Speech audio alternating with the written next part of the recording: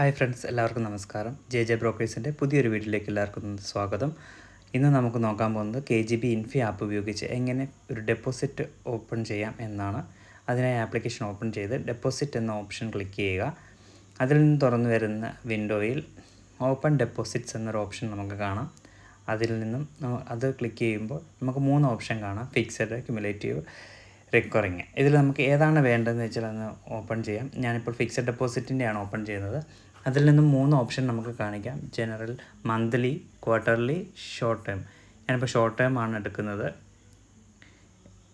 Short term 364 ദിവസം വരെ നമുക്ക് കാണിക്കുന്നുണ്ട്.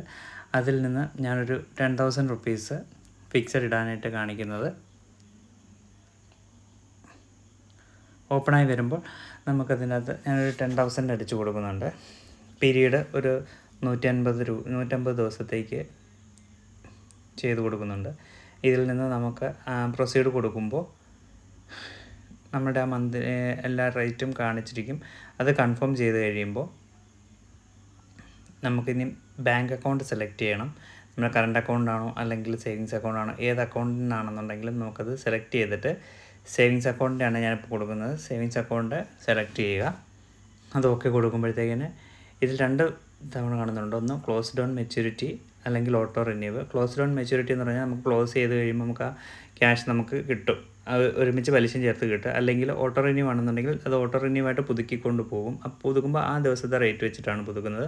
അത് കഴിഞ്ഞ് നമുക്കതിന് ശേഷം നോമിനേറ്റ് ഡീറ്റെയിൽസ് എൻ്റർ ചെയ്യാം. നോമിനേറ്റ് ഡീറ്റെയിൽസ് എല്ലാം എൻ്റർ ചെയ്തതിന് ശേഷം പ്രൊസീഡ് കൊടുക്കാം. പ്രൊസീഡ് കൊടുത്തു കഴിയുമ്പോഴത്തേക്കിന് MPIN ചോദിക്കും. MPIN ചോദിച്ച് നമ്മൾ കൃത്യമായി MPIN കൊടുത്തു കഴിഞ്ഞ് കഴിഞ്ഞാൽ നമുക്കതിൻ്റെ റെസിപ്റ്റ് ഡിജിറ്റലി കിട്ടുന്നതായിരിക്കും.